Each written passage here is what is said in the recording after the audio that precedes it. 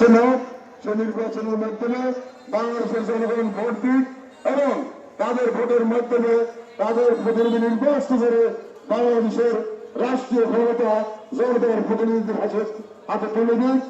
সেই নির্বাচনে যারা জয়ী হবে আমরা তাদেরকে স্বাগত জানাবো। কিন্তু নির্বাচন বানচাল করার জন্য আপনারা নানা রকমের চক্রান্ত করবেন, সেই দেশের দেশের সাথে হাত মিলিয়ে বিএনপিকে ধ্বংস করার, নির্মূল করার পরিকল্পনা করবেন। সেই পরিকল্পনা করে করে বাস্তবায়ন করা যাবে না। বিএনপিকে ধ্বংস করার চক্রান্ত হয়েছিল 21 সালের 30 জিয়াউর রহমান হত্যা করে।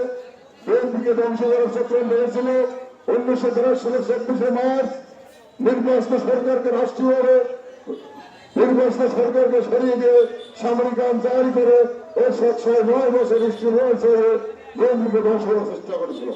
বিএনপিকে ধ্বংস করার চেষ্টা করা হয়েছিল 2008 সালে, 2007 সালে আওয়ামী লীগের মধ্য দিয়ে এই বাংলাদেশে তারেক রহমান হত্যার চক্রান্ত, খালেদা জিয়াকে জেলখানায় 20 মিনিটে হত্যা এবং বিএনপির লক্ষ লক্ষ নেতা কর্মীদের বিরুদ্ধে মিথ্যে মামলা, অসংখ্য হাজার নেতা কর্মীকে হত্যা, হাজার নেতা কর্মীকে বন্ধের মধ্য দিয়ে বিএনপিকে ধ্বংস করার চক্রান্ত করা হয়েছিল। সেই চক্রান্ত বাস্তবায়িত হয় না, আজকে বাস্তবায়িত হবে না।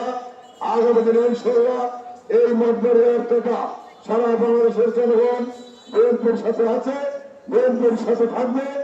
আগামী দিনে আমরা জনগণকে সামনে নিয়ে সকল ষড়যন্ত্র মোকাবেলা করে আমরা মতবাড়িয়ায় ঐক্যবদ্ধভাবে বিএনপিকে পরিচালনা করবো এবং জনগণকে সাথে নিয়ে আমরা নির্বাচন করবো।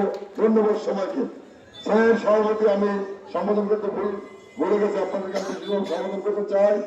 এখানে উপস্থিত আছেন আমাদের মঠবাড়িয়া পৌরসভার সদ্য নির্বাচিত সভাপতি জনাব জসিমউদ্দিন ফরাজি, উপস্থিত আছেন মঠবাড়িয়া পৌর বিএনপির সদ্য নির্বাচিত সাধারণ সম্পাদক জনাব মিজানুর রহমান। তাদের প্রতি অনেক অনেক আমার স্নেহ। সাংগঠনিক